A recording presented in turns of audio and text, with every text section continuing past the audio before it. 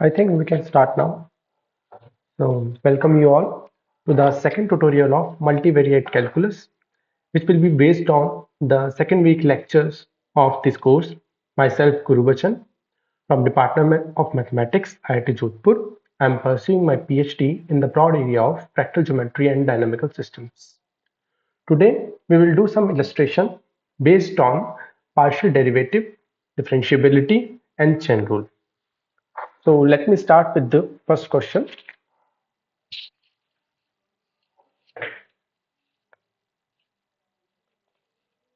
Let fxy equal to y x square minus y square divided by y square whenever xy is not equal to 0 0 and 0 whenever xy is equal to 0 0. Then calculate the value of fy at 0 0. Please try this question first, then we will discuss it. We have given a function of two variables and we have to find out its partial derivative with respect to y at point 0 0.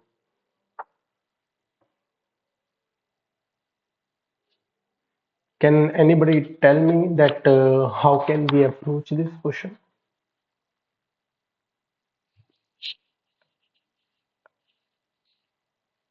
So we will use the limit approach.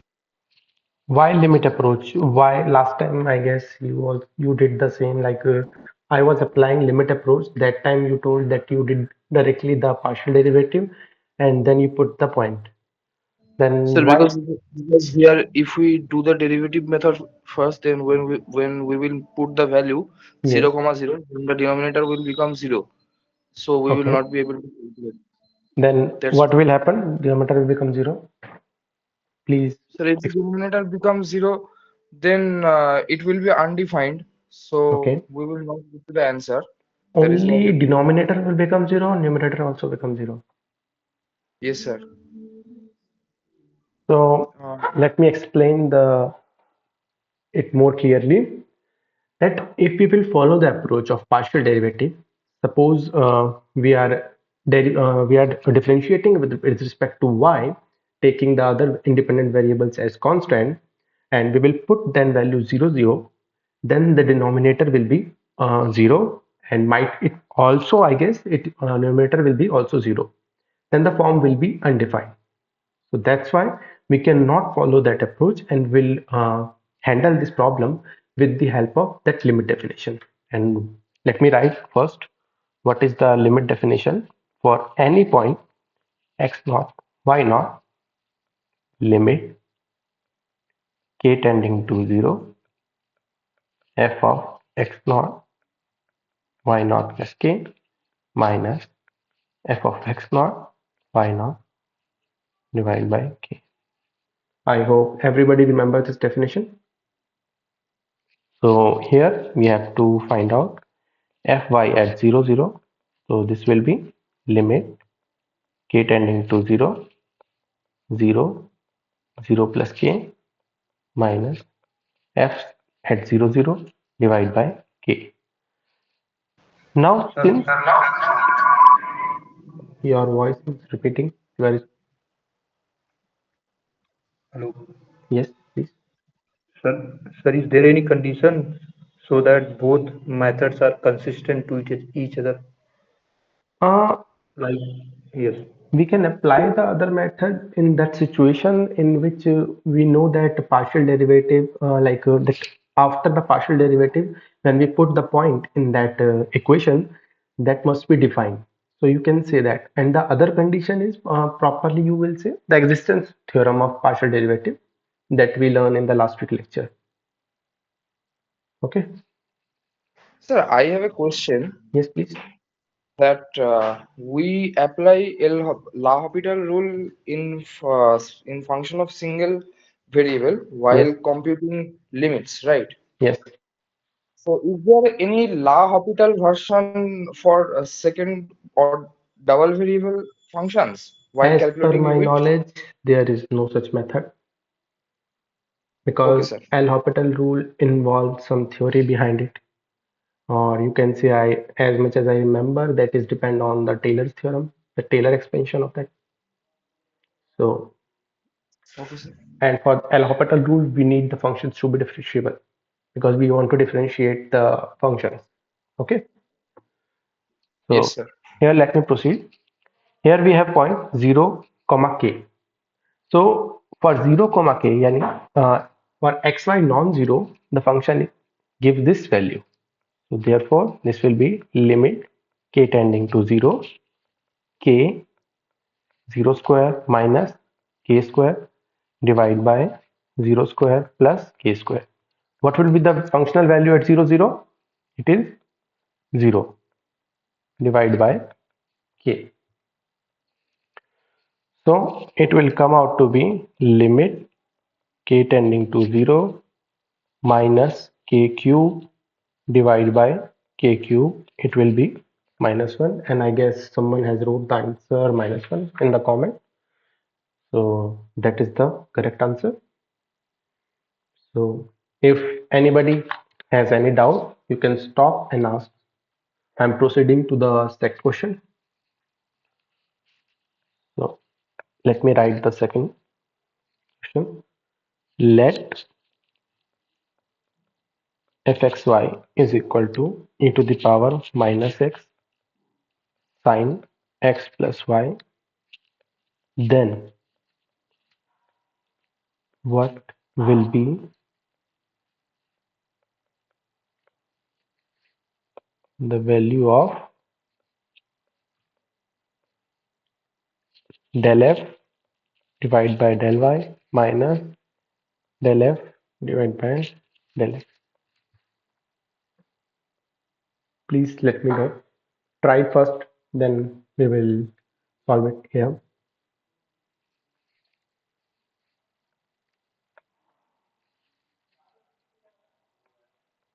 First of all, what we have to do? We have to calculate partial derivative of f with respect to x as well as with respect to y. Then we have to subtract them. So partial derivative of f with respect to y. So what is the value of f? E to the power minus x sine x plus y. Tell me when we differentiating, okay, theoretically, let's see what will be the answer. So when we will apply when we will differentiate, we want to differentiate this function with respect to y, then what rule we follow? Anybody? What caution we put there so that we can calculate this partial derivative? We assume that the very independent variable x is constant. We treat like that constant, so it will come out. The rest expression will be sine x plus y. Now here is the term sine x plus y, not only y. So anybody can tell me what should we apply here? Like, can we differentiate directly or we need to take some extra conditions to differentiate it?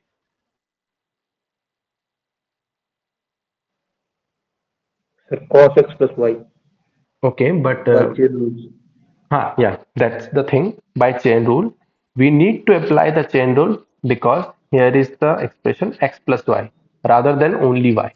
Okay, so we will first assume this is a simple variable. So it will be cos x plus y, and then we will differentiate del over del y of x plus y, that theta. So it will come out to be e to the power minus x cos x plus y into 0. Why 0? Because x, we are treating x as constant and the differentiation of y is 1.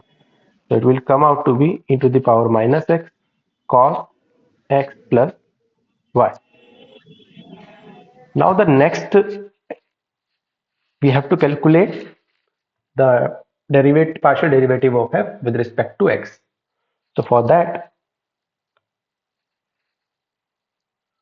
del f del x. That means del by del x of e to the power minus x sin x plus y. So it will come out to be, tell me. So we will have to apply that reference rule, sin x plus y del over del x of e to the power minus x plus e to the power minus x del over del x sin x plus y. So the value of this is, what is the differentiation of e to the power minus x? Minus e to the power minus x. Okay, minus e to the power minus x sin x plus y. And in the same way, here let me mention one thing, by chain rule. So by the same reasoning given above, we will differentiate here sin x plus y with respect to x. So it will come out to be e to the power minus x cos x plus y. Am I correct? Yes, sir. Okay. Then we have to compute the value of del f by del y minus del f by del x. I guess this is we have to compute. So we know that del f by del y is e to the power minus x cos x plus y minus, let me write it like this, e to the power minus x with negative sign sin x plus y plus e to the power minus x cos x plus y. So it will come out to be e to the power minus x cos x plus y with positive sign e to the power minus x sin x plus y plus, sorry, minus cos x plus y. So these will cancel out and it will come out to be e to the power minus x sin x plus y. So this is nothing but fxy. So I hope everybody is agreed with this reasoning or solution. So someone has written the answer is 0. Oh, sorry, the answer is not 0. It is fxy. Sir, last one, sir. Sir, I will correct it, sir. Okay. Okay. Last one you have written e to the power minus. Okay. Yeah, that is the correct answer. That is nothing but the function f of two variables. So if everybody is clear, let me move to the next question. Okay.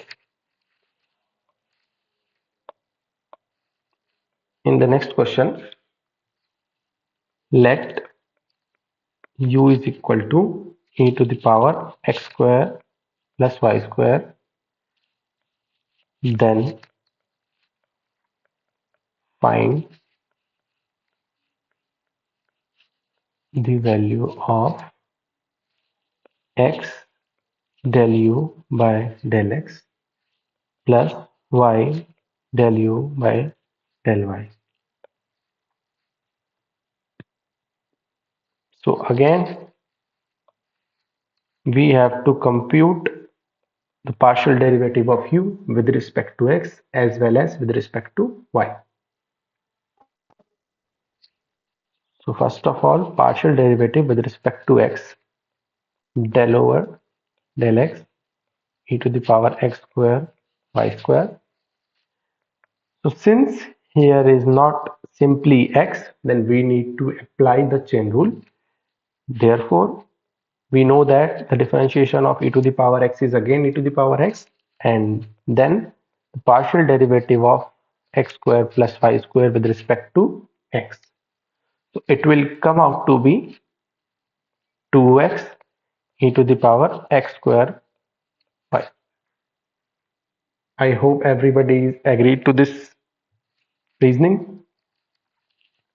Then partial derivative of u with respect to y, this will be again with the same approach, just we are changing the independent variable of x with y. Therefore, it will come out to be this expression. So it will be again 2y e to the power x square plus y. Now we are well aware about the partial derivative of u with respect to x as well as with respect to y. Now we need to compute the expression that we have asked for, that is x times partial derivative of u with respect to x, and with addition with y times partial derivative of u with respect to y. So let us write this expression: y times du over, it will come out to be 2 times x square e to the power x square plus y square plus 2 times y square. So if we will, I'm sorry, if we will simplify it, it will come out to be 2 times x square plus y square into e to the power x square plus y square. Okay, and what was the value of u, e to the power x square plus y square? So it will be 2 times x square plus y square into u, and since we are writing this expression in terms of u, so we can also write this term in terms of u. How? We know that u is equal to e to the power x square plus y square. While applying the natural log on both sides, it will come out to be ln e to the power x square plus y square, and this will be equal to x square plus y square. Here I am applying that ln x to the power n will be n times ln x. So ultimately, this expression will come out to be 2 times u ln u. ln means ln x means that logarithmic with the base e of x. I hope everybody is clear with this explanation and solution. If anybody has any doubt, please ask. Otherwise, let me know so that I can move forward. Anyone, Soumyadeep? No, sir, all fine. Okay. So let me proceed with the next question. Let z equal to fxy,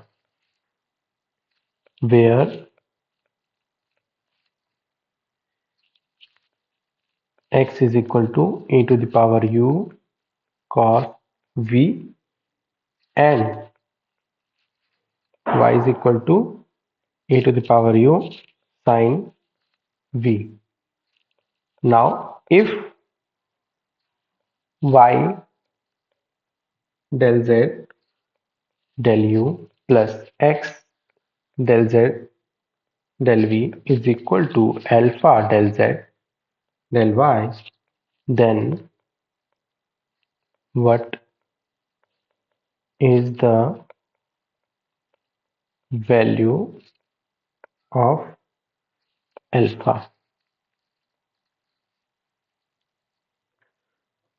So anybody have any idea that how can we approach this question from the lectures of this week too? That which approach we should use to do this question?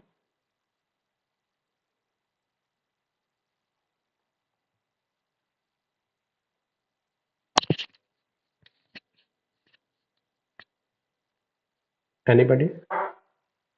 Sir, again chain rule, sir. Chain rule.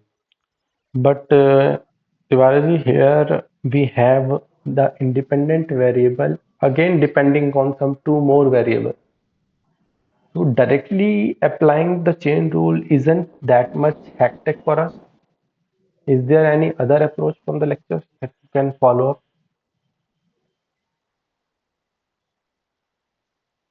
That your answer is correct, we need to apply the chain rule. But if it was a simple expression, so it was quite easy to apply the chain rule. So we have to first write the expression of chain rule. So how we can write that? Do you Sir, remember del the z upon what? sir, Sorry. del z upon del u we can Yeah. write as sir del x upon del u. G. Sorry, del z upon del x Hmm. into del x upon del u plus Okay. del z upon del y Hmm. into del y upon del u. Okay. Your answer is absolutely fine, but I think you didn't understand what I want to ask.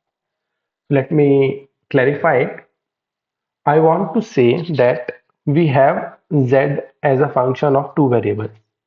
And again, this here the independent variable x is depending on some u and v, and again y is depending on some independent variable u and v. So the easiest approach that will be work for even more than two variables also is drawing a tree diagram. That is also as mentioned by professor in the lecture. Okay, let me recall that first. We have a function z which is a function of x and y. Okay, again x is a function of u and v. Y is a function of u and v. So we will call it as tree, and what this branch correspond? This will correspond del z by del x. Since we are approaching z with respect to x, so it will be del z by del x. What will be this branch correspond? Del x by del u. In the similar way, del x by del v, del z by del y, del y by del v, and del y by del u. I hope everybody is clear with this tree diagram. So now we need to write what is del z by del u. So we need to follow this path.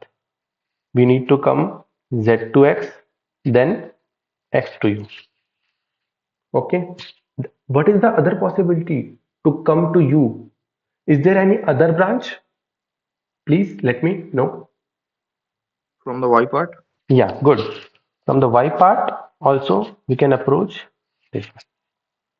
So let me write it. I'm writing this whole expression with the red line so that later on also you can remember del z by del u. So we will first write this one. This is del z by del x into del x by del u. We are writing here del x by del u because x is also a function of again two independent variables, that is u and v. The other one part is other branch, which is del z by del y and del y by del u. I hope everybody is understood. Okay. Then now let me mention with another color that how can we approach del z by del v. This color is visible. Okay. Yes, sir. Yes, sir. Okay. So we can again approach this with here and this part. So it will correspond del z by del x into del x by del v. And again the another approach will be from the y part. So it will come out to be del z by del y, del y by del v. Okay, everybody is clear. So we need the expression since we don't know about what is the z expression. Like we know only this is a function of some x and y. Later on we know that what is the value of x and what is the value of y.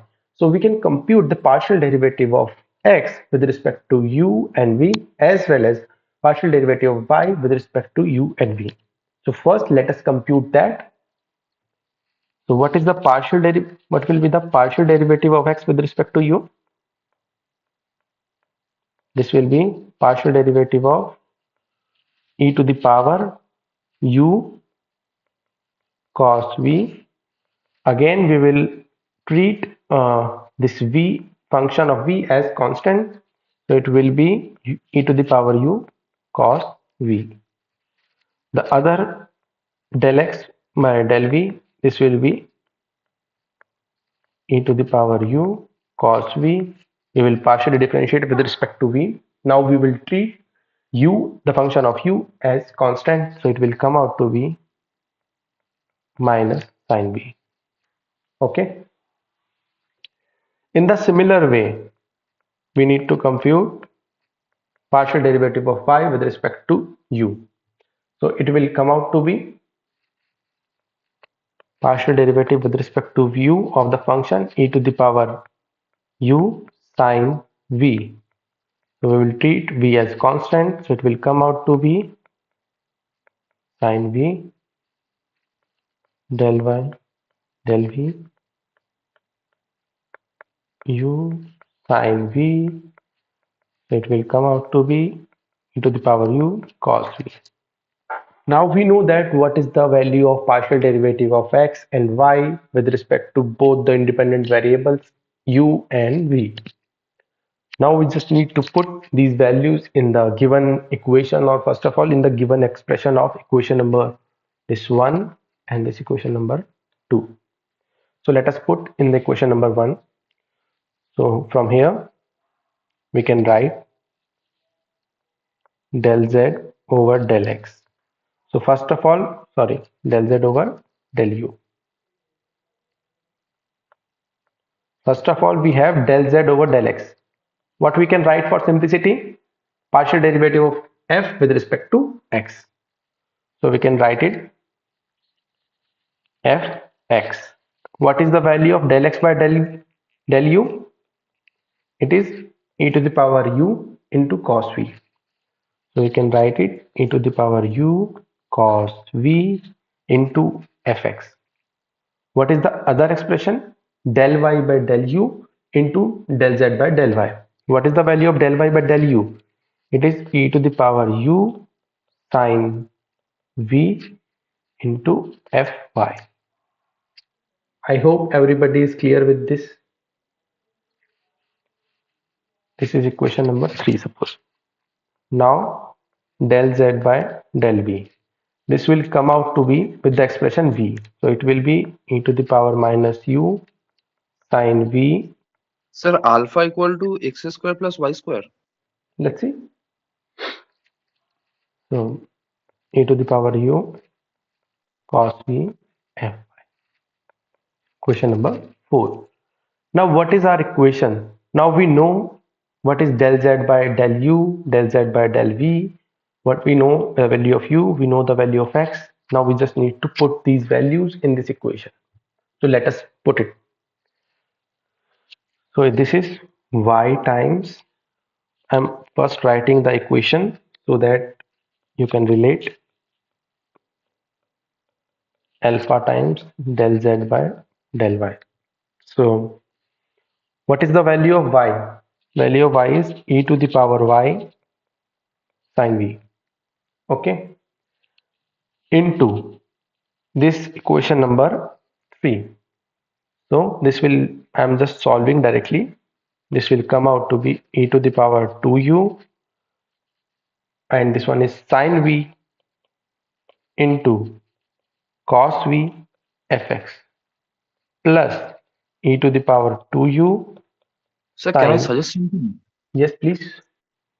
Sir, if you put the value of e to the power u cos v and e to the power u sin v as x and y in 3 and 4, Hmm. then while solving this equation, Hmm. it will be more simplified. Good. That's really good suggestion. So let me follow the suggestion of Samadhi. So let us first write this for our simplicity in terms of x and y. So what is the value of e to the power u cos v? It was x times fx and plus y times fy. I hope this what you were saying, Samadhi? Yes, sir. Okay. And the another expression is minus y fx plus x fy. This is equation number 4. Now we can put the value this, so it will come out to be xy fx plus y square fy. The another will come minus xy fx plus x square fy, and alpha times what is del z over del y? We were writing it as fy. So this expression will cancel out these terms, sorry, not expression. So it will be x square plus y square times fy equal to alpha times fy.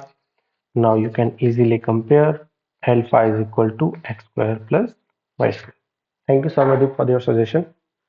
This has reduced our calculations in very nice way. I hope everybody has followed all this whole solution. If anybody has any doubt, please ask.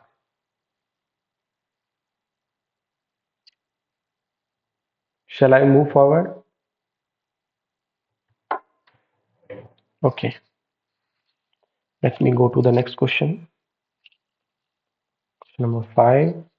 Let fxy is equal to x cube plus 2 times x to the power 3 by 2 y to the power alpha minus 3 times x to the power beta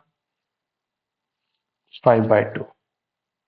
This is our be a homogeneous function of order 3. Then what is the value of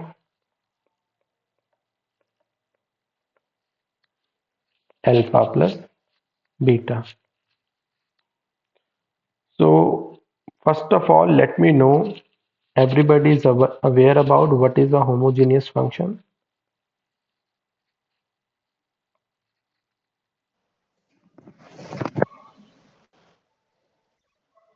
Yes, please. So a function f is called a homogeneous function of degree n if f of lambda x lambda y is equal to lambda to the top lambda to raised to the power n f of x y. Okay. So let me write formally what is homogeneous function. Homogeneous function of an independent variable. I am writing for an independent variable so that if you can come across with more than two variables, then also you can apply this definition.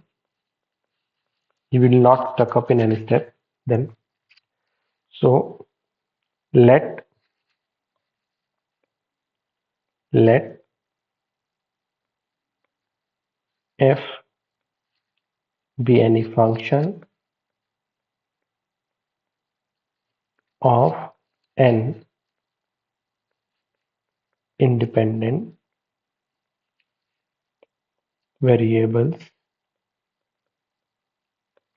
then we say that f is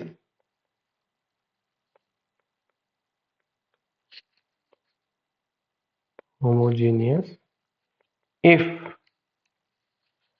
f of lambda times x1 x2 up to xn, this come out to be lambda times n f of x1 x2 xn. I hope this you were saying, Tiwari. Yes, sir. Okay. So anybody has any doubt in understanding this definition? Homogeneous function of degree and Okay.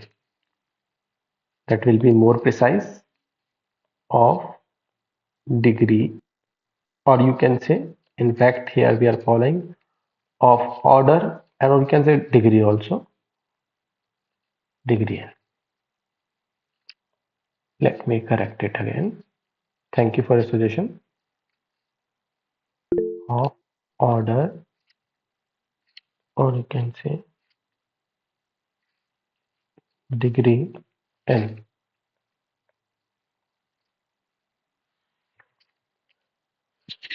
So, for example, if I am giving you some function f x y is equal to x into y, can anybody suggest what will be the degree, or can we predict the degree of this function? For simplicity, first of all, let us say x. Suppose simply x. What will be the degree of this function? One. 1. 1. So let me write it formally. Lambda times xy, it will f of lambda times x, lambda times y. It will come out to be the lambda x with the definition of this, and this will be lambda times f of xy. I hope everybody understand what is the homogeneous function of degree n means. Here it will be the homogeneous function of degree 1. So now let us think about this function. We have given that this is a function of homogeneous of the order 3. So what is the meaning of order 3? That if we will multiply lambda with this xy, then it will give us lambda times lambda to the power 3 of xy, fxy. So since we have given that, since f is homogeneous function of order 3, then f of lambda times xy, this will be lambda to the power 3 fxy. Okay, now we need to substitute these values in this equation, and we can get easily what is the value of alpha and what is the value of beta. Can anybody let me know what can be the value of alpha and beta?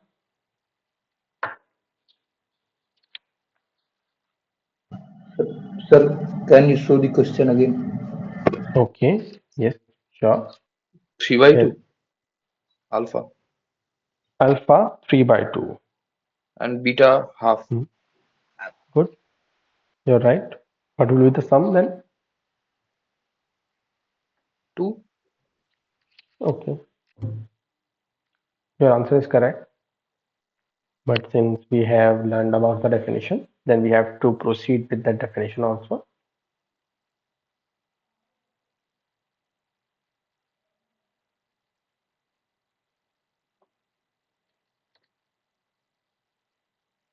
So let me proceed.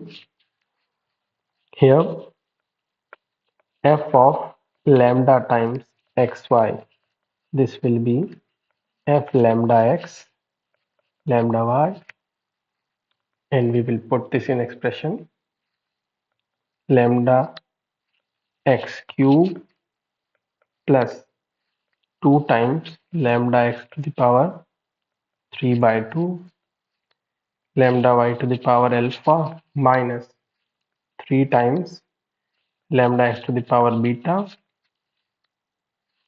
into lambda y to the power 5 by 2. So it will be come out to be lambda cube x cube 2 times lambda to the power 3 by 2 plus alpha, again x to the power 3 by 2 and y to the power alpha minus 3 times lambda power beta plus 5 by 2 x to the power beta y to the power 5 by 2. So here we want that lambda cube to be common, or else you can also express this expression in terms of this x and y. Then you can compare the terms as lambda cube fxy. This will be lambda cube x cube plus 2 times lambda cube x to the power 3 by 2 y to the power alpha minus 3 times lambda to the power 3 x to the power beta y to the power 5 by 2. Now here, from here you can compare the value of these expression. This term is equal to So that make, will be lambda to the power beta plus 5 by 2, I guess, sorry, in the previous. sorry, can you repeat it? So minus 3 lambda power beta plus 5 by 2. You have written 3. I think it will be beta plus 5 by 2. Here beta plus 5 by 2, no? Yeah, in the next line, come in the next line. You Yes. see that you have written lambda cube. Hmm. Oh, sorry. I'm sorry. I'm It's sorry. okay. It's okay, Samali. So for second expression, for second expression, to make it equal, we just to make equal that 3 by 2 plus alpha must be equal to 3 from here. Like here it is q, here it is, okay. Now from the second expression, here lambda to the power beta plus 5 by 2, here lambda to the power 3. So beta plus 5 by 2 is equal to 3. So from here we get alpha is equal to 3 by 2 and beta is equal to 3 minus 5 by 2, that is 1 by 2. So next is what we have to calculate, alpha plus beta, that is 3 plus 1 by 2, this will be 2. So the your answer was correct, Swamiji. I hope everybody understand that what is the meaning of this homogeneous function of degree or order n, and how can it be relate with this question.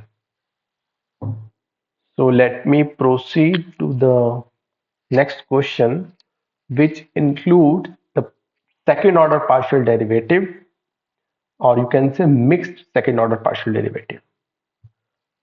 So let fx00 is same as fy at 00, which is 0. Next one is fy at 00. Let me correct it. Fy at 0y, which is equal to y, and fy at x comma 0. This is equal to 2x square. So then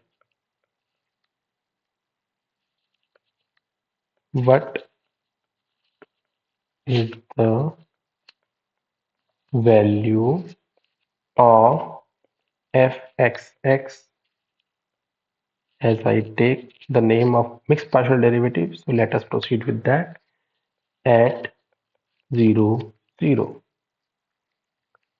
So what is the value? We have given some values and we need to calculate the this sum of these mixed partial derivatives of f at point 0, 0. So let us first recall what is the definition of this mixed partial derivative. So fxy at 0, 0. What is the meaning of fxy at 0, 0? Are we differentiating the function f first of all with respect to x and then with respect to y, or the vice versa? Vice versa. Okay, so you mean we have the part. partial derivative with respect to y first, then we are calculating with respect to x, right? Yes. No, I Sir, don't if think so. all are continuous, then sir, we can change No, the no, no, order. no. I am not asking that. I am just asking the meaning of writing fxy. Sir, first differentiate partially with respect to y, then with respect to x partially. Then I guess you need to check the definition again. Any other answer? Sir, here first we need to differentiate with respect to x, and then the result, and then what the result comes, we have to differentiate that with respect to y. Okay. Nah, that is the correct definition. Let me write it here. Then I guess it will be clear to you, Sangeet Tiwari. So it is del square of del x del y of f at the point 0, 0. So this is nothing but limit k tending to 0 fx 0 comma 0 plus k minus fx at 0, 0 divided by k. I hope it might be clear now. Sir, I told you the same, sir. No, you told me that we are differentiating f with respect to y first, then we are differentiating with respect to x. That's why I have asked you again. Never mind, it's okay. So let us proceed with this definition. Now, from the given quantities, observe that what we have given. The Excuse me. yes, please. What is dou squared del squared f by del x del y, Here, which is del by del x of del f by del y. sorry, can you repeat it? Del squared f by del x del y equal to Okay, okay, okay, okay. Yeah, yes, yes, yes, absolutely right. del by del x of del f by del y. Okay, so you want to say like this. This will come like this, right? Yeah, No, thank That's you. sir, not like, okay. sir, he's saying If that, you write like this, then what you have written is correct. Yeah, But okay. normally, Yes, yes, yes. I understood. I understood. Sorry for the confusion. So you might you might consider it as a typo. So now we need the value of this. Let me rewrite it again. Limit k tending to 0 fx at 0 comma k minus fx at 0, 0 divided by k. So we need the value of this partial derivative of f with respect to x at some point 0 comma k. So we have given that we know the value of this partial derivative at any point 0 comma y, and this will be equal to y. Therefore, for any value y equal to k, this will come out to be k. Just we are substituting y is equal to k in the given expression. It will be k. What is the value of fx at 0, 0? 0. 0. Good. Answer 1. So the answer will be 1. 1. Now we need to calculate fyx at 0, 0. This time I would write it in a correct way, not like the earlier one. Del x del y f at 0, 0. I hope this time I wrote correctly. sir, So, I was also confused with this notation. so shall I repeat it again? If you No, say, sir. No, sir. Thank you. if anybody has any doubt in this mixed partial derivative, please let me know, because it sometimes happens like we are differentiating first with respect to x or with respect to y. Just sometimes confusion of Sir, typo. del 2 upon del x del y, this notation is clear, sir. But fxy, this is or change of order, sir. Like, Okay, so I am just for precaution just explaining one line only here. Observe here this. Okay, so the variable coming of last in the last, that means we are calculating its partial derivative with respect to the last variable in the last value. First of all, we have calculated with respect to x, then we are calculating with respect to y. That is why someone has told me that first of all, we need to write it with respect to x, then with respect to y. So again, you may expand this expression in that way, Excuse limit. me, this f suffix ox is a notation. Yes, That notation is not matching with the order in which we are differentiating. no, in the lecture, this has been explained by professor also. But in the And lecture also, they have used only what you have written. yes, But in most of the textbooks, it yes. is not so. See, I will not go in that scenario because every textbook follow a different notation. From I am just following the lectures, so that I have to Okay. stick on it. Sorry But for that. however, the notation should be somewhat meaningful. When you write f suffix ox, Yes, the order is, what is the order? F suffix ox means differentiate x first and then only with respect to y. yes. So But that anyway, in the class they have changed the order and we are following only that. Okay.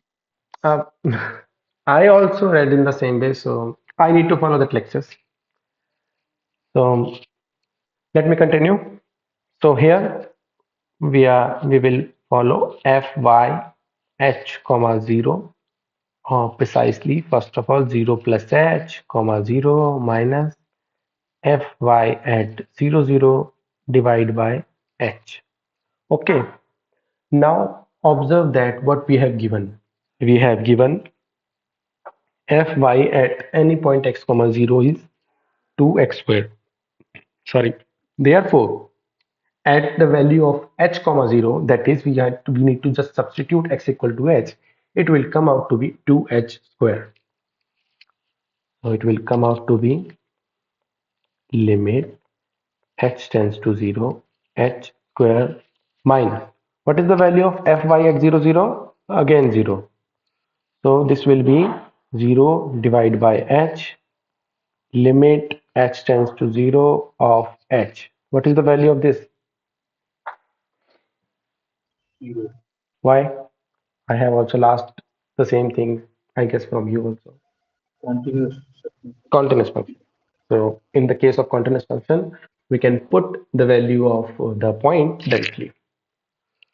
So we have to calculate that what is the value of fxy at 0 0 plus fyx at 0 0. So this will be come out to be 1 plus 0. This will be 1. Okay. So I hope this has cleared your concept about this mixed partial derivative confusion in somewhat manner. So let me proceed with the next question number 7. Let f is a function from r square to r be defined as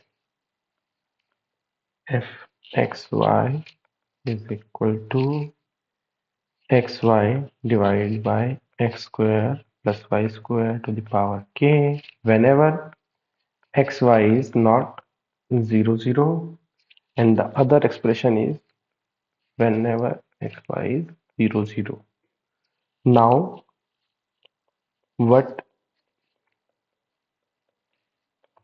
is the value of k for which f is differentiable at 0 0? We need to tell what is the value of this k for which this function f is differentiable. So since there is a term occurs differentiability, so first of all we must discuss how we can call that a function is differentiable at some point a comma b. So let me write it formally, then we will discuss about this question. In the first approach, so the difference between, let me write it properly, the increment theorem for the function of two variables. First of all, we will write what would be the increment, and then we will define the differentiability of the function of two variables. So let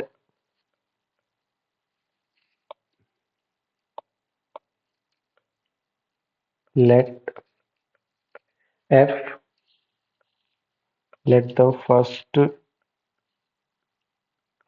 order partial derivatives. What will be that? Fx comma fy and f are defined throughout an open region. Let me correct it. Fx and fy. Open region containing x naught comma y naught and fx comma fy are continuous at point x naught comma y naught. Then the change in z will be defined as, here z, I am considering z as some fxy. So this will come out to be fx partial derivative of f with respect to x at some point x naught comma y naught into del x plus partial derivative of f with respect to y at some point x naught comma y naught del y epsilon 1 del x plus epsilon 2 del y, where, or we can, let me write one more thing here. We can also write this del z with some approximate value dz, and this expression will be equal to dz plus the rest of the term is as it is, del x plus epsilon 2 del y, where this epsilon 1 is a function of del x comma del y which approaches to 0, as well as epsilon 2 is a function of del x and del y approaches to 0 as delta x comma delta y approaches to 0. So from here, I am saying that increment in we are just shifting our point in somewhat way x naught, y naught with some change delta x or delta y. Then I am explaining what will be the increment in the whole over function, that is z. The increment is nothing but this is delta z plus into some this dz, and then this epsilon 1 into delta x plus epsilon 2 into delta y. And the epsilon 1 function is again a function of two variables, and it will be approaches to 0 as delta x delta y both approaches to 0. Similarly, epsilon 2 also approaches to 0 if this delta x delta y approaches to 0. Suppose this is some equation number 1. So we will say that a function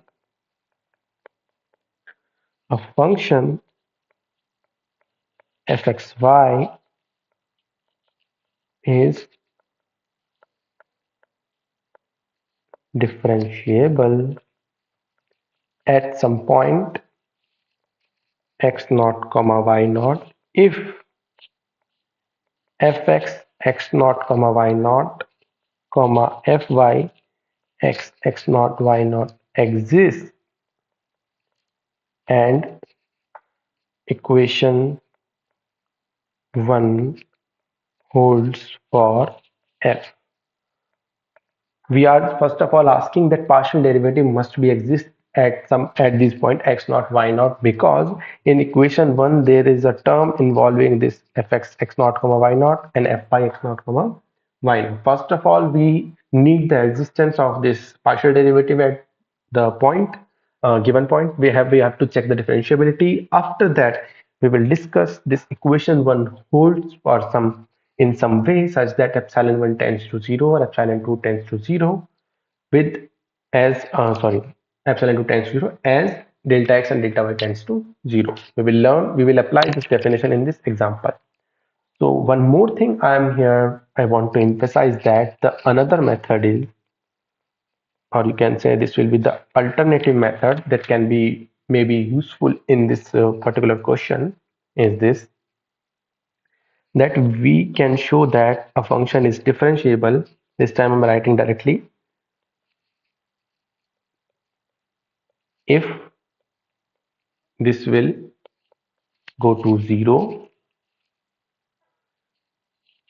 and here rho is nothing but delta rho is nothing but delta x square plus delta y square. And we know that what is the value of delta z from equation 1 and what is the value of this dz from equation 1. So we just need to show that to a function f is differentiable if this limit goes to 0. So we need to calculate this delta z, dz and delta rho. If this limit goes to 0, then we can say that function is differentiable at the point, at the given point x naught y naught. So here we have given in the question that we need to check the guarantee the differentiability of the function f at 0 0, and we need to find out the value of k for which this limit exists. So nothing but you need to just show that this will goes to 0 for the point 0 0. So for that we need to first calculate what is del z, dz and this del rho. Del rho we know that, so we don't need to emphasize that. So we need to calculate dz. What is the value of dz from the above expression? I am writing here it again. This will be partial derivative of x at 0 0. Anybody is So saying it is something? necessary and sufficient condition for differentiability. What? Sir, equation 2, the condition is necessary and sufficient for differentiability. Yes, this will be work as necessary and sufficient approach. Okay, sir. So what is the expression of this dz? Del x fy at 0 0 del y. From equation 1 you can compare that dz is equal to fx x naught y naught del x plus fy x naught y naught del y. So what is the partial derivative of fx at 0 0? This will be limit h tending to 0 f of 0 plus h comma 0. This is the correct definition. Okay. Now we need to check what will be the functional value at this point. We have given that whenever xy is not equal to 0 0, we need to take this function. Okay. So what is the point? We have to calculate f at h comma 0. So when we will put h comma 0 in this will come out to be limit h tends to 0, h into 0 divide by, what will be the expression? Let me see here. So this will be um, h square 0 square to the power k. I was seeing the function. So what is the value of the function at 0 0? Zero. This is 0. So this will come out to be 0 divided by h. So this expression will be 0. Now fy at 0 0 limit k tending to 0 f of 0 comma 0 plus k minus f of 0 comma 0 divided by k.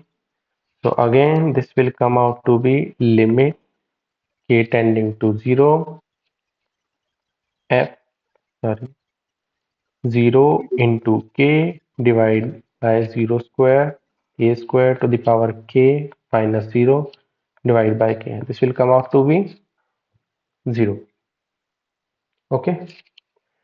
Now, since fx is both the partial derivative at 0, 0 will give you the value of 0. So this will give us dz equal to 0.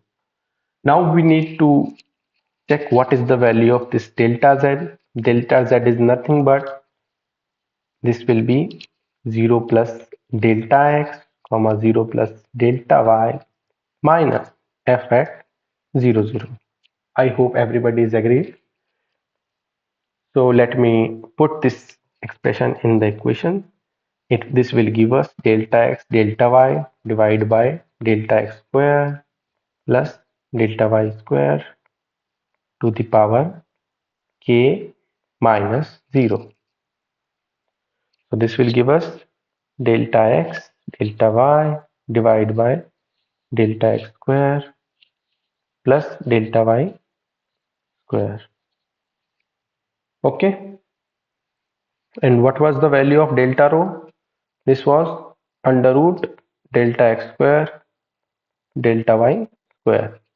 And we want that this function f should be differentiable at 0, 0. So that means this limit must goes to 0. So we need to put all the values in this expression and we need to show that this limit exists, and for which value of k this will exist we will prove that now. So limit delta rho tends to 0 of delta z minus dz divided by delta rho.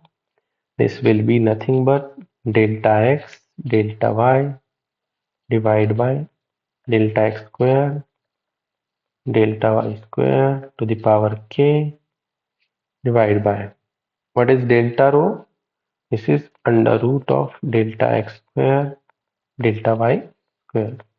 So this will come out to be delta x delta y divided by delta x square. So delta y square is whole to the power k plus half.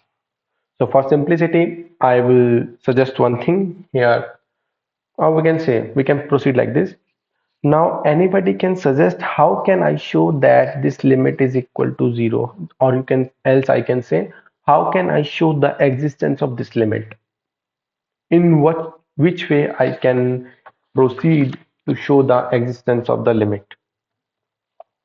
Tell me. Polar coordinates. What? Sir, can we use the polar coordinates here? Absolutely correct. This equation will give us a hint that we need to use polar coordinate. That will be the, I guess, easiest way to show this. So we will consider del x to be some r cos theta and del y to the is equal to r sin theta.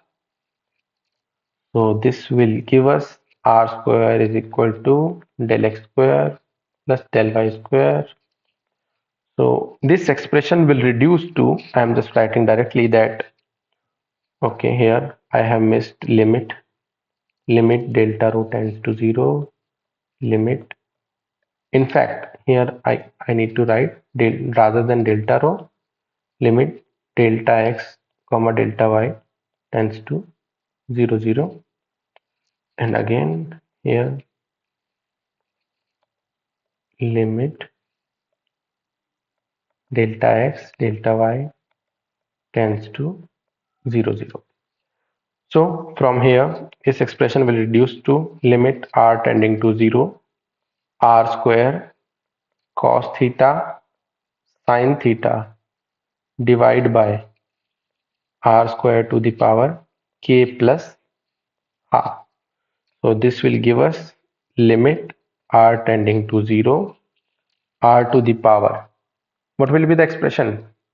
2 minus 2k plus 1 into cos theta sin theta. I hope I have written correctly. If there is a calculation error, please let me know.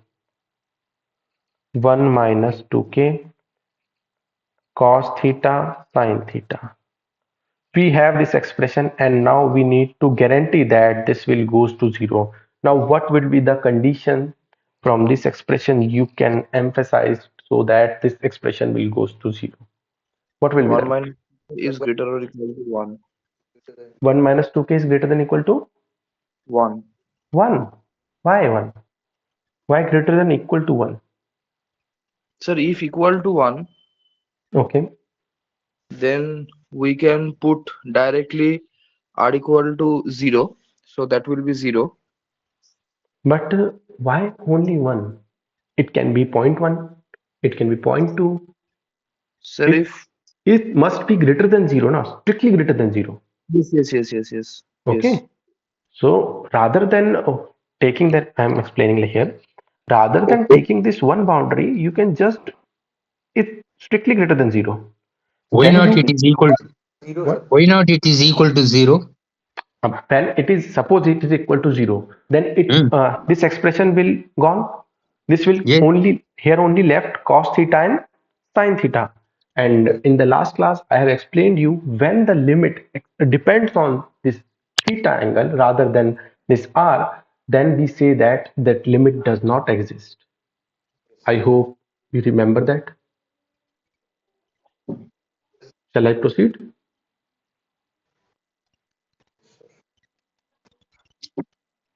Is there another doubt? Shall I proceed? Okay. So let me proceed.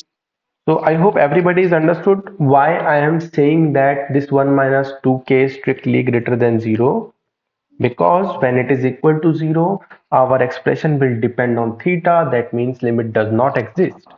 And to maintain it equal to 0, our expression must goes to 0 in the way that this expression is a finite value between minus 1 to 1. I am writing it here again. This expression is nothing but it is the finite value between minus 1 and 1. Okay. Now, what is the expression left with this? So this must be exist. This must goes to 0. Since it goes to 0, so this whole expression will lead this whole quantity to 0. For that, we need 1 minus 2k to be strictly greater than 0. So if 1 minus 2k will be strictly greater than 0, this will give us that 2k is less than 1. That implies k will be less than half. So when k is less than half, we can say our function f is differentiable at the point 0, 0. I hope everybody understand this question. If there is any doubt, please let me know since it's a big question, so I can explain you again. Sir, please show the equation before introducing the polar coordinates. Hmm, here, Yes, sir. Sir, can we not directly say from here that k plus 1 by 2 should be greater than 0? how you can say that, please? Any Sir, argument on that? sir, delta x tends to 0, delta y tends to 0, sir. Okay. So, so if this denominator goes, sir, if we k plus 1 by 2 is less than 0, then delta x square plus delta y square will go in numerator, sir, then will go to See, 0, sir. your reasoning is correct, but let me explain it a more specific way. We have learned a homogeneous function. So if you will observe, it is a function. If I am forgetting this, only I am talking about this internal expression. This is a homogeneous function of degree 2, and the above expression is the homogeneous function of degree 2. Okay, and here is the multiplication of k plus 1 by 2. So this whole expression will be a function of degree 2k plus 1, and this is the numerator is of degree 2. So we want that this should be less than this 2. Okay, but this reasoning will not give you a better argument, rather than this is give you only intuitive idea. But for the but for Alekha ji, please mute yourself. Mr. Alekha, yes, thank you. So for a better reasoning or for a proper explanation, we need to take the help of polar coordinate. Okay, your reasoning or your intuition is correct, but you have to go with that way also. Okay, so let me go. Is there any other another doubt in this question? Shall I proceed to the next question? Okay, let me proceed. Question number 8. Sir, Yes. what is the problem with that intuition, sir? See, you need to have some proper lines explanation. You can proceed with that, I'm not saying, but to show you something clearly, I have to find some good way to observe the things in a clear way. You can also go with that, I'm not denying that you cannot go that. I explained you also, you are following the approach of this homogeneous function. You just need to decrease the homogeneity of this denominator so that this upper value lead to 0. Am I right? This you want to say? Yes, sir. So I am not denying that you cannot do that. You can do that. Okay. But for a better explanation, we need to follow the polar coordinates. That's what I'm doing for the other students also. Another condition is that partial derivative with respect to x and y exist, and if continuous, then f is differentiable. Yes. Sir, from there, can we proceed, sir, to find the value of k? No. How can we proceed?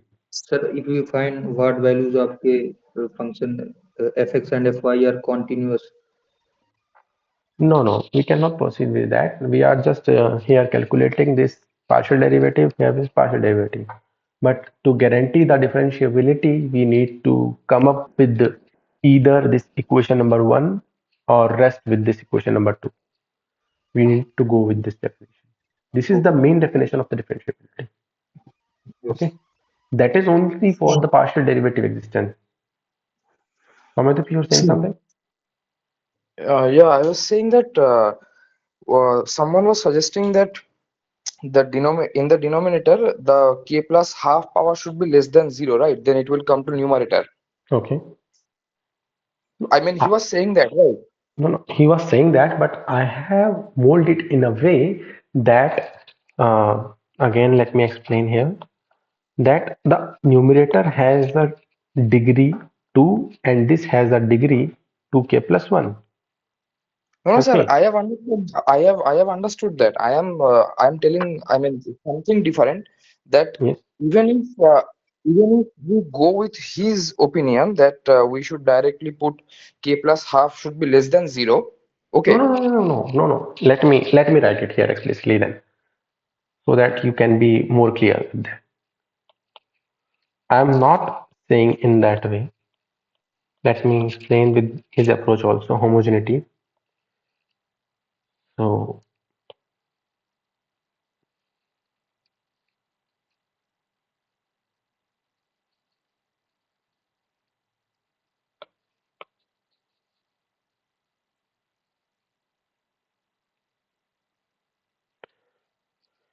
so this was the expression, I guess. So let me proceed with now this expression. The above function is del x into del y. Treated as some like h, this is some k. We have a function f h comma k is equal to h into k. So what we can say that this has a degree 2. I am just explaining its intuitive idea, nothing else. So the lower part is del y square. So this will has a degree 2. And what will be the degree of this expression? K plus half. Degree of this will be 2 into k plus half. So it will be 2k plus 1. So we want that this limit goes to 0. So this limit goes to 0 in if and only if the degree of the numerator should be strictly greater than degree of the denominator. What is the degree of the numerator? 2. What is the degree of denominator? 2k plus 1. So what will be the okay? So what will it give? It will give 1 minus 2k should be greater than 0, 2k less than 1, k less than half. I hope so, Amadip. Now it is more clear, and also to Tiwari, it is now more clear. What Yes, Yes, is sir. sir. okay? So I guess you now know both the explanation. This was kind of intuitive, and that polar coordinate was like for a subjective exam, it would be a better way to write it. Okay. Sir, Yes, please. sir, for this function, sir, fx and fy both exist and are continuous, sir, for all values of k. You want to ask about the continuity of partial derivative, right? No, sir, there is a statement that if a function is differentiable if and only if partial derivative of with respect to x and y exist and are continuous at Yes, that point. yes. So, sir, here we see that fx and fy both Hmm. exist and are continuous, sir, for all values of k.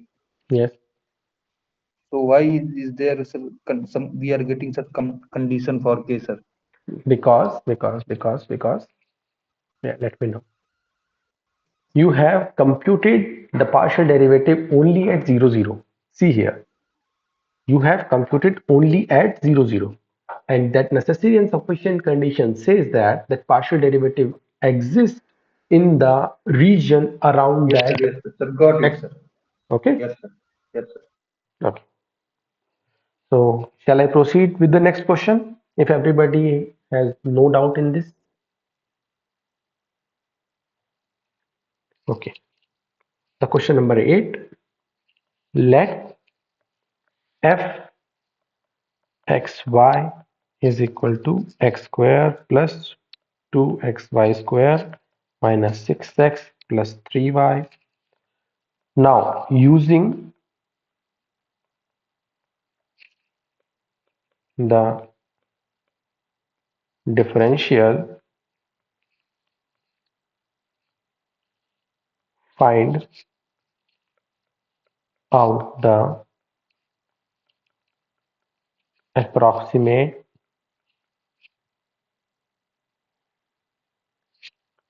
change in the value of f from p01 to q at point 2 comma 1.01. We need to find out this approximate change in the value of f from the point 0, 0, 1 to point 2 1.01. Now, as I have mentioned about an increment theorem, what does in that increment we have mentioned that what is stands for dz and what stands for del z. This is this del z stands for actual change in the function f, and this stands for approximate change in function f. So here we need to calculate approximate change in f. That means we need to calculate dz. So for that, we know that the definition of dz is nothing but partial derivative of f at x at some point x naught y naught into delta x, that is the change, and plus fy at x naught comma y naught into the change in y. Now I am taking this x naught y naught is equal to the point p, that is 0 comma 1. Then what will be the x naught plus delta x comma y naught plus delta y? This is zero point 0.2 comma 1.01. So from these two expressions, what can I say? What is the value of delta x and what is the value of delta y? Tell me.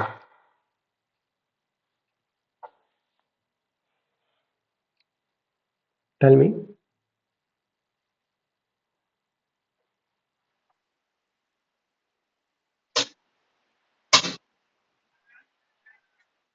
You are X not 1 delta x 0.2. 0.2 and 0.01. good. Okay. Now we know the value of delta x. We know the value of delta y. Now what we have left to compute? Fx at 0, 1 and Fy at 0, 1. So you first compute that. I'm just coming. Okay. You compute that. I will ask. I will ask after some What time. is the f? Please, What? Sorry. what is f? F. Okay. I'm showing this here F. Here it is F, and we need to compute Fx at 0, 1 and Fy at 0, 1. You compute. I'm coming. I'm just coming.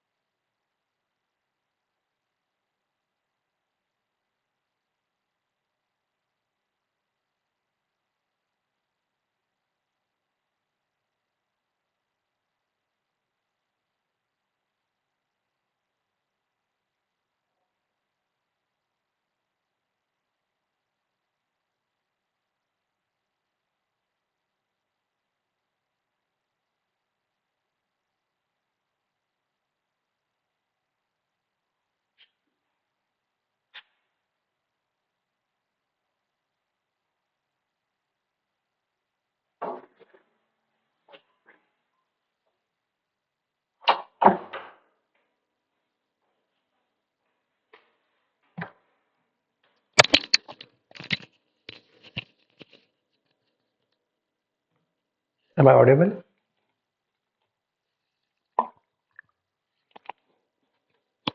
Yes, sir. Yes. Please tell me what is the value of this partial derivative of f at x at 0, 1 and the partial Minus derivative. 4, 3. Okay. Minus 4 and 3. Is everybody is getting the same value? Amadip? Yes, sir. The Okay. final answer is minus 0.77. Okay.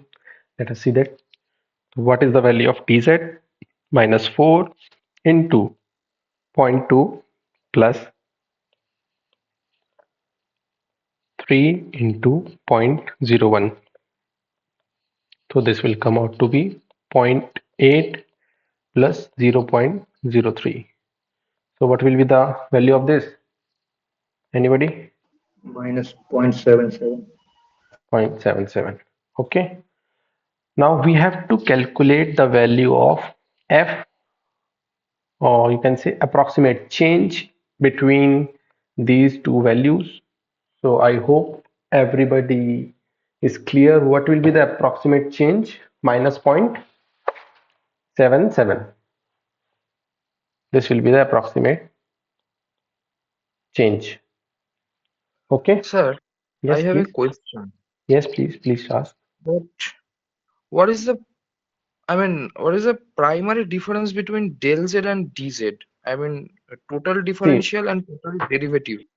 see. What is the difference Mhm. between? Yeah, I'm telling you. dz is approximate change in z that we are calculating with the help of this partial derivative del x and this partial derivative with respect to y at the point del y. And this delta z is the actual change in the function that you can calculate by putting in the function value. For example, you need to calculate this delta z. So you need to calculate the functional value at point 2, 1.01 minus that this value 0.1. Okay, that will be the actual change. And we are taking the help of this partial derivative to calculate the approximate change. Okay. Sir, where there is approximation, there is some error, right? Yes.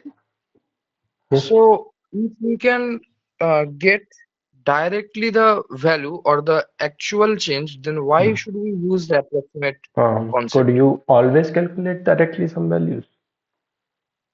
If Okay, if if that's so, somewhere then the why function is there is not a need defined. of approximation theory, numerical approximation that you do? There are some cases now, Yes, sir. so that is why we are working on that also. Okay, Okay, sir. so let me write the other question. If z is equal to sine x minus y plus sine x plus y, then the value of Sir, yes, sir, when will the approximate, sir, approximate solution, sir, sorry, approximate value of f will be equal to the actual value of f? okay. For that, you need to take the help of this expression given in equation number 1. Now, you also tell me by yourself when will be this approximate change is exactly equal to this actual value. When will? Sir, when epsilon 1 and epsilon 2 tends to 0. Tends to 0 or exactly 0? You have asked me when will be exactly equal. 0, sir. When 0. delta x, delta y tends to 0. Okay. So I hope now you get a in somewhat way partial answer of this when these both values are equal. You can say that this is kind of a error between these actual and approximate value. When this error goes to 0, then we can say that actual value is equal to the approximate change. Actual change equal to the approximate. Yes, sir. Okay. So what I was writing to that. So we need to then the value of zx plus zy at pi comma 0 equals to, or else I can say that for the instruction find the value of this zx plus zy at pi comma 0. So please let me know what is the value of this question.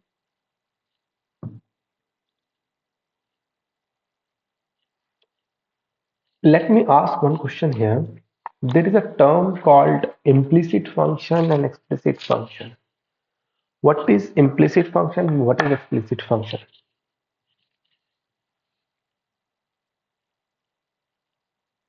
And from this, there is an emergence of implicit differentiation and explicit differentiation. So it must be clarified first what is implicit function or explicit. Can anybody let me know?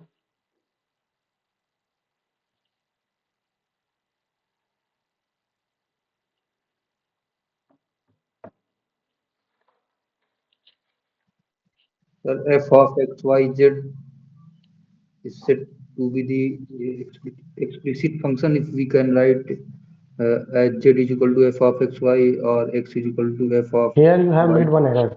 First of all, you have said fxyz. So you should say that time fxyz equal to 0. Then only you can write z is equal to fxy. Okay. Yes, sir. Huh.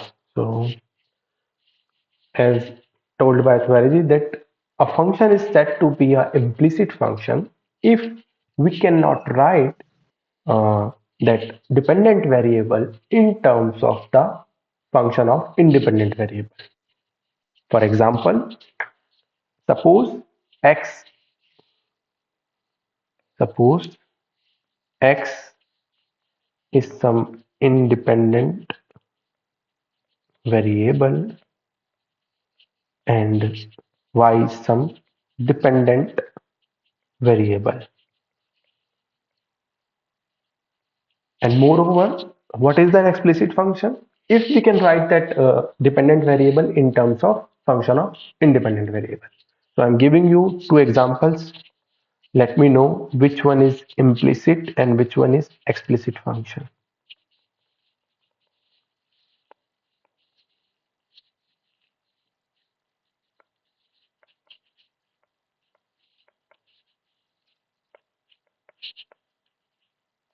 Tell which one is implicit function and which one is explicit function. So first one is implicit and second one is explicit. Okay. Now you please don't let others know the answer. Any other student will let me know why the first one is implicit function and the another one is explicit function. Anybody?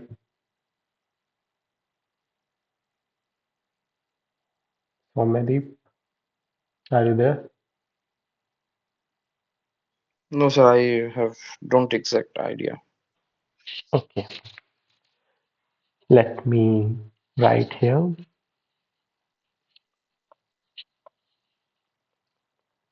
implicit function. So I am writing here just one only in case of two variables. You can extend it to three variables and variables. So a function fxy is said to be an implicit function if we can write fxy equal to 0 to y equal to some expression fx. Oh, sorry, I'm writing implicit, so we cannot write this y fxy equal to 0 is equal to y equal to fx. And then what will be the explicit function? If we can write this expression as y equal to fx. Now you can try Somati. Can you write the first expression in terms of, No, sir. okay? So this will be the implicit function. And can you Okay, sir. write the another second one? This one, Think about no, it. sir. No. Why? If I can write that, see, here it is 2x plus y square plus 4y. You can add 4 on both sides. So this will come out to be y plus 2 whole square. This will be 6 minus 2x. And this will be come out to be some 2 plus minus 6 minus 2x. Am I able to write y as a function of fx now? Oh, yes. Okay. So this will be some explicit function. Now let me know what is the definition of implicit differentiation or explicit differentiation. Tell me.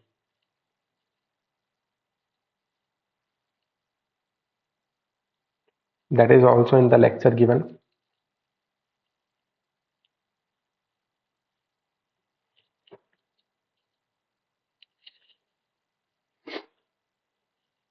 If we have an implicit function, then we have to differentiate it implicitly. So that will be the implicit differentiation. And we have some explicit function, and we can differentiate it explicitly. Then we call it as explicit differentiation. Okay. So here we have given a expression.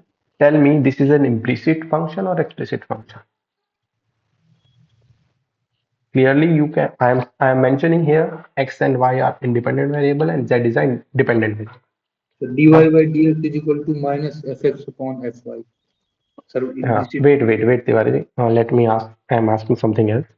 So, Amadip, you will let me know what is the value, or sorry, what is the expression this says. I mean, is this an implicit function or explicit function? So this is an implicit function. Implicit. Why? I have told you that x and y are independent variable and z is a dependent variable. Yes, sir. Then how can you say that this is an implicit function? I am again repeating, implicit function means we cannot write fxy equal to 0 equal to sum y equal to fx. We cannot write it explicitly. Here we are already writing the dependent variable in terms of independent variable function. Sorry, So, sorry, sir. okay. I'm sorry. So now what will be the answer? So it will be explicit function. Explicit function. Good. So now we can proceed with the question. Sir, Sign. sir, can Anybody? you prove, sir, is there, sir, any method to prove that a function is implicit? I have told you here that if it is possible to write in terms of like Sir, how can you prove that, sir? in this way, you need to check in this way only. Sir, can you prove x to the power y plus y to the power x is equal to 0 is implicit? Okay. See, we just try to prove whether it is explicit or not. If it is not explicit, then we say that it is an implicit. So if you even try to write this x to the power y and y to the power x equal to 1 in terms of like you are writing y as a function of x, then you cannot able to write that. That is an implicit. If So you are there able to, should be a method, sir. Now we are, sir, assuming that by yes, intuition that we cannot write that. see, if in But that way you will say that there is a definition of open and closed set in a different way, that a set is open, we define first, then we will say that a set is closed if it is not open. Then you are sir, saying that that argument is wrong. See, I am saying, I'm giving you one more argument regarding this. I am saying that first of all, we have defined what is an explicit function. Okay. So what is an explicit function? If you are able to write that expression as y equal to some fx, or you can say z equal to some fxy. Okay. If you are not able to write that function like that, then that means that function is an implicit function. This is the definition only. Okay. We can only, I, as much as per my knowledge, I know how to write in this way. Okay. There is, if there is some another method to, some another result to show these things, that I'm not aware about for the moment. Okay. sir, if we assume that this is implicit, then arrive at some contradiction. You can assume that, but for that you need to write it as y is equal to fx. Then what will be there? How will you prove that? Understanding my point?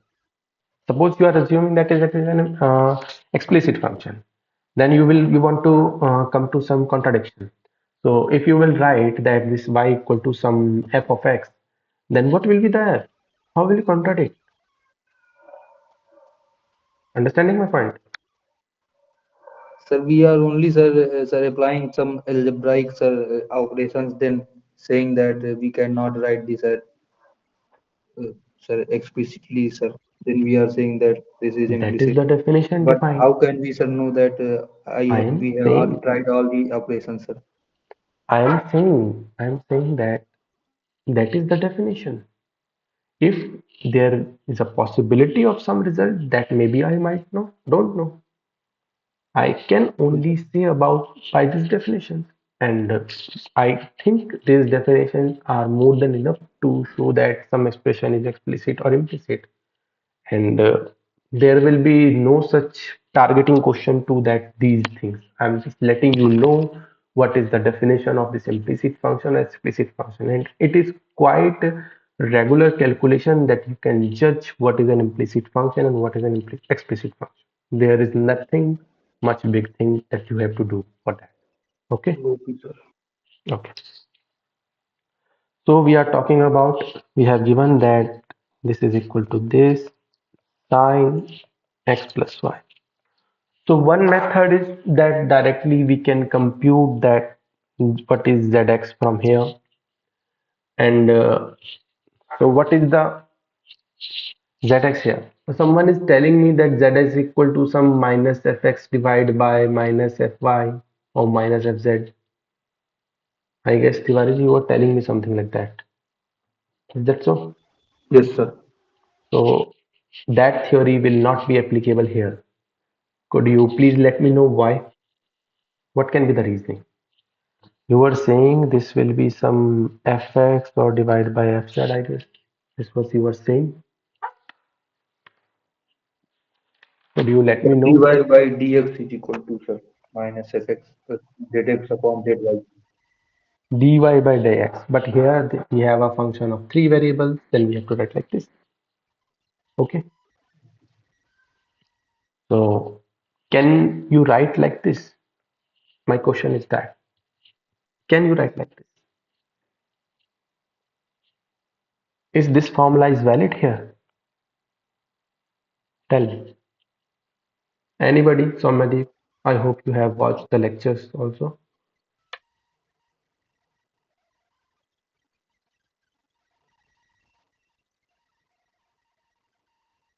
Sir, you are writing this by yourself, na, sir?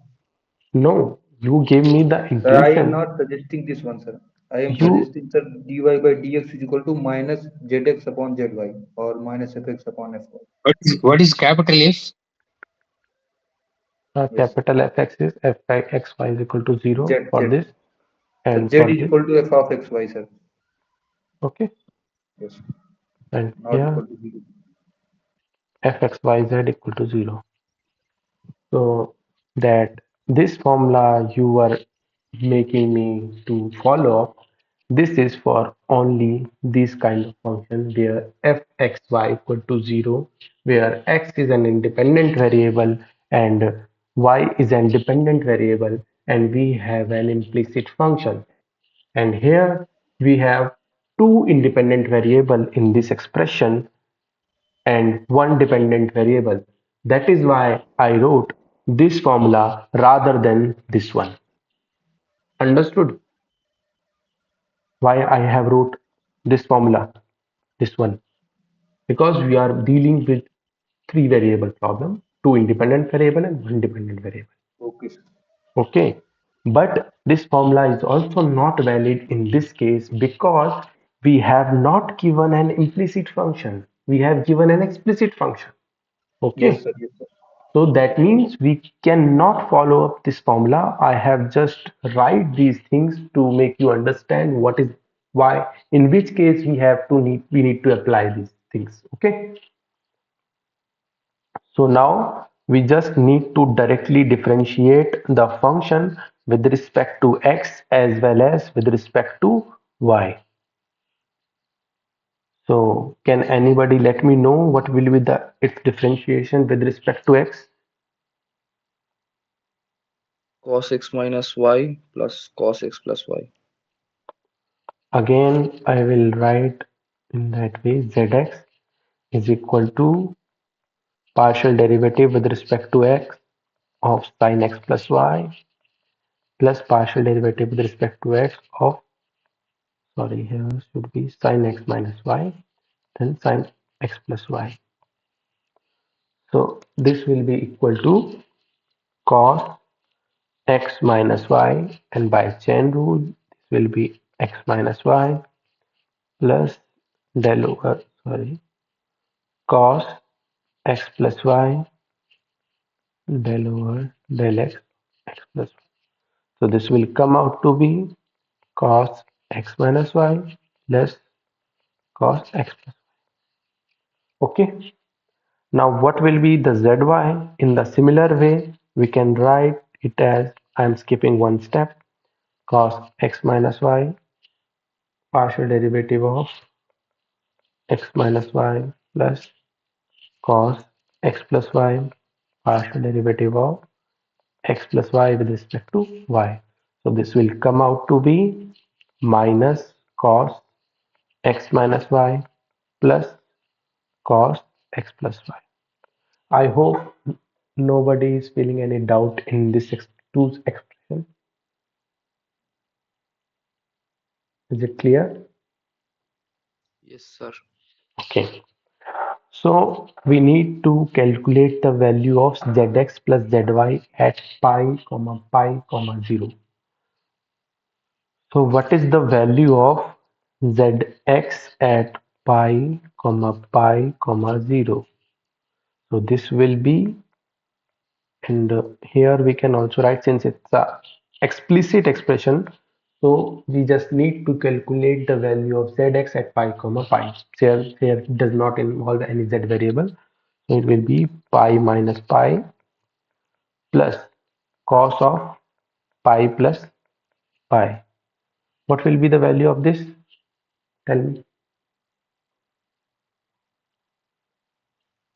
So this will be 2. And what will be the value of zy at pi? That will be minus 0. cos pi minus pi plus cos pi plus pi. This will be 0. So zx at pi plus zy at pi will be 2. Okay. And moreover, I can also say that, directly we can also add up zx plus zy is equal to 2 times cos of x plus y. Then we can also put the value of we can also put the points pi here. Okay. So the next question is, let me mention one question that involves the differentiability to make a better understanding for you. Examine the differentiability of f, and fxy is defined as xy under root x square plus y square and 0 whenever xy is not equal to 0, and whenever xy is 0. So we need to examine the differentiability of this function f.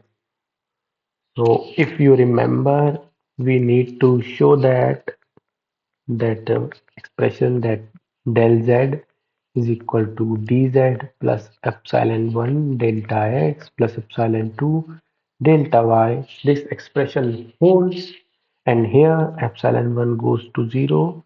In fact, I can write here epsilon 1 and epsilon 2 goes to 0 as delta x and delta y goes to 0.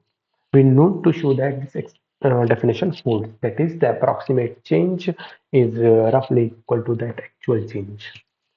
So we need to calculate what is the value of dz. Let recall that, and moreover, precisely I am talking about differentiability of f at 0. So dz is nothing but fx at that point 0 into del x fy at 0 into del y. This was the expression of dz. I hope everybody remember this. Any doubt? Okay. So fx at 0 is equal to limit h tends to 0 f of 0 plus h comma 0 minus f of at 0 divided by h. So this will come out to be limit h tends to 0 from the above expression h into 0 divided by h square plus 0 square minus 0. 0 divided by h is equal to 0. In the similar way, you will also get fy00 is equal to also 0. Sir, is not Now, differentiable, sir. Not differentiable, sir. The limit is coming out to be cos theta sin theta. let me also explain to the other students.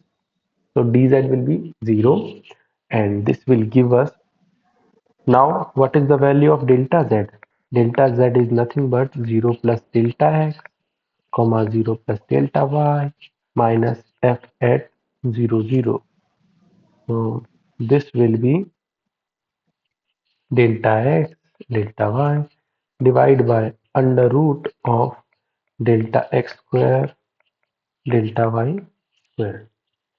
So this is our delta x and the one method says that if this delta rho tends to 0, delta z minus dz and delta rho show that this will be equal to 0. This will be our claim. We want to claim like this. We can also proceed with the epsilon 1, epsilon 2, but I'm proceeding now with this limit delta rho tends to 0, delta z minus dz divided by this delta rho. This will come out to be limit delta x delta y tend to 0 0 delta x delta y divided by under root delta x square delta y square minus 0 divided by under root delta x square plus delta y square. So this will come out to be limit delta x delta y tending to 0 0 delta x delta y delta x square delta y square. Okay. Now we need to show that whether this limit exists or not, and if it exists, if it goes to 0, then we can say that function is differentiable. Otherwise, we will say that function is not differentiable. So for that, you need to change this into a polar coordinate as we have done in earlier way. So you will take, you will put delta x is equal to r cos theta and delta y is equal to r sin theta. So it will produce, or you can say, you can rewrite this expression as r square cos theta sin theta divided by r square. So this will be nothing but cos theta and sin theta. So this is dependent on theta. If our limit depends on theta, then what will we will say? Anybody? Does not exist. Does not exist. So that means limit does not exist and hence f is not differentiable at 0 0. Okay, now one last question I would like to give to you. That is a quite easy one. If Hello. yes, please. In the previous problem, that is problem number 10, Yes. please you show the problem number 10. Okay, this is Cos problem number 10. y by root of x squared minus y squared, right? X How square minus how you have calculated delta is that? Delta is that what is delta is that? delta z is nothing but f of 0 plus delta x 0 plus delta y minus f of 0 0. Hmm. So this is 0. Dz is 0. Dz is 0. I am calculating delta z, actual change. Delta is that by delta rho. Yeah, For delta z. Yes, please. What you have written here? Delta Z by delta rho. Yes. Few more step below. Ah, Okay. Yes. What do you okay. want to ask, please? Please ask. Oh, it's all right. Okay.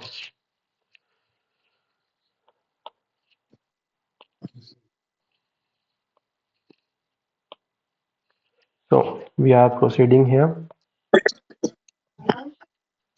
If our W is equal to x plus y by z, where this will be our last question. Please mute yourself.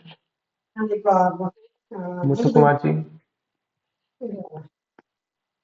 x is equal to cos square t, y is equal to sin square t, comma z is equal to 1 by t, then the value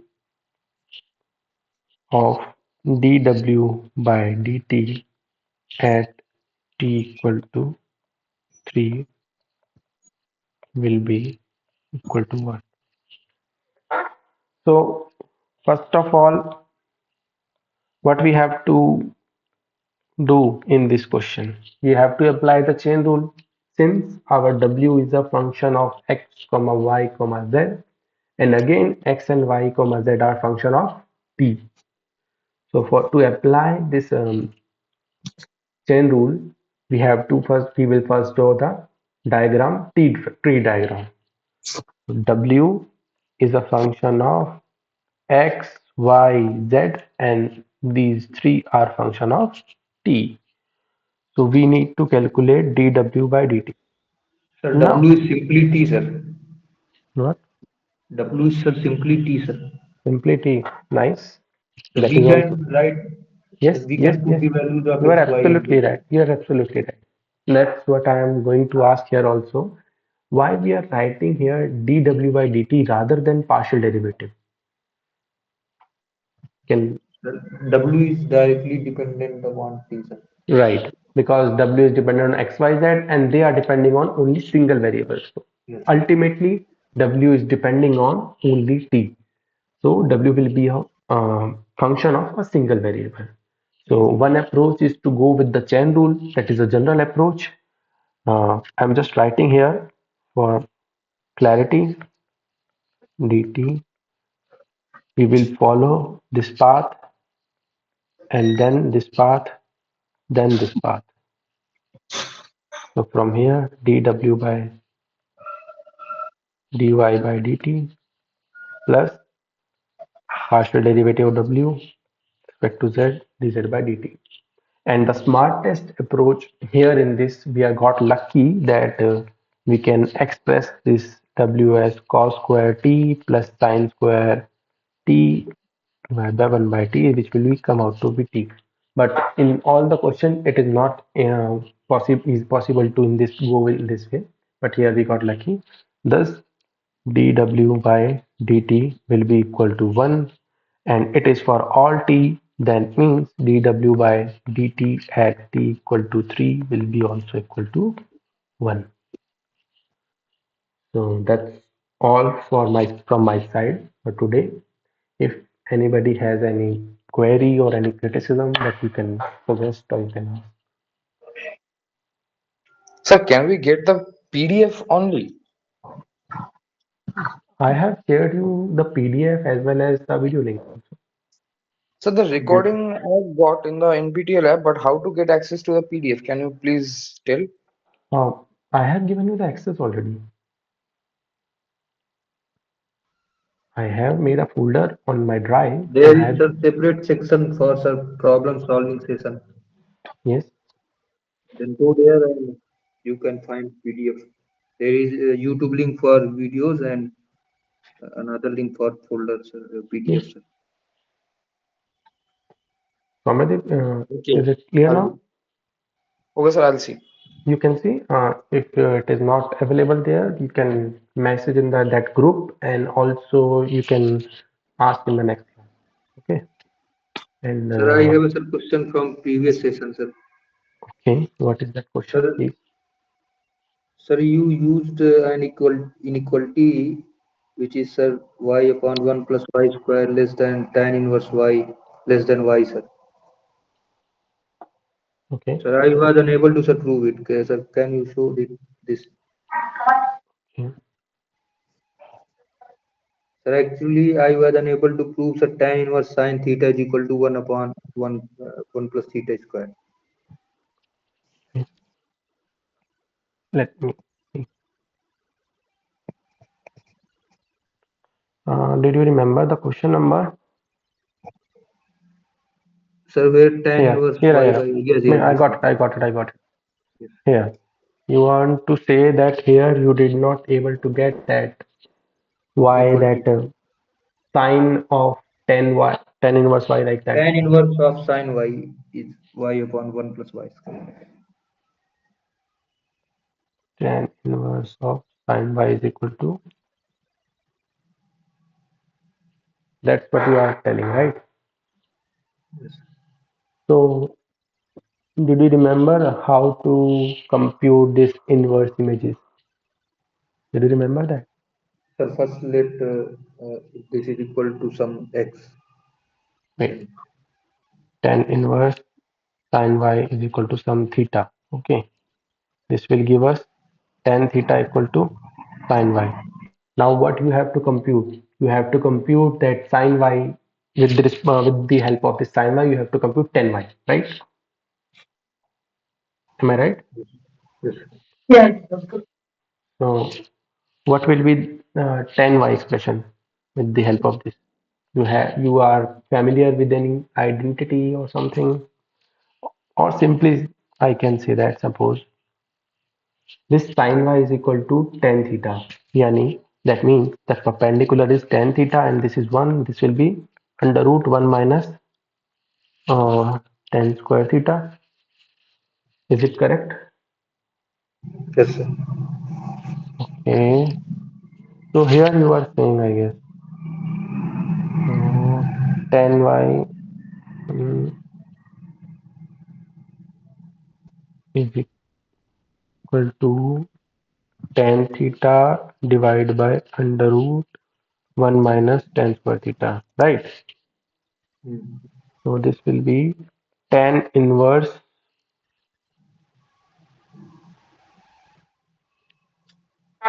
of tan y is equal to what? Tell me, what was tan theta? Sine y. Sir, this will not work, sir. I think. This will not work. Then what we No. have to do? Maybe Yeah, I don't. it's an inverse geometry problem, like inverse trigonometry. Yes, sir. I tried, sir, in many ways, but I was unable to do this. Okay, then Sir, next you time, sir, we can discuss it. Yes, sir. okay, okay. Yes. Next time we can discuss in the starting, or you can say you can text to that group. Then maybe I will let you know. Okay. Okay, sir. Okay. So anybody has any doubt in this second week tutorial? Otherwise, let's end today's session. Sir, can you, sir, include some more difficult problems, sir? Like Okay. introduce the greatest integer function and like this, sir. Okay, we can see in the maybe in the next class. But for the time being, it's necessary to make you feel the understanding of the differentiability. That's Yes, sir. why I include more examples related to the differentiability. But if you get to the direction of that greatest integer function, then Yes. first of all you need a better understanding. See, there is nothing. I mean, I believe that we should know the concept first. If we Yes, know the sir. concept, we can do any sort of question, whether it will be a greatest integer, or it will be something mod function, or it will be any complex expression. Okay, Yes, yes, sir. so here I am just make you a better understanding related to the concept with the help of some examples that is possible to make you feel comfortable that how to do the illustration rather than taking some only one example and spending more time on that. Okay. Sir, what then you can, sir, only, sir, you can discuss a hard problem, sir. After that, Okay, one, I will think about it. If I got some better problems, then I will make some changes and I will include them. Okay. okay, sir, thank you. Yeah. Any other doubt? Or let's end the session. So I hope there is no other doubt. So I'm ending the meeting. Thank you so much.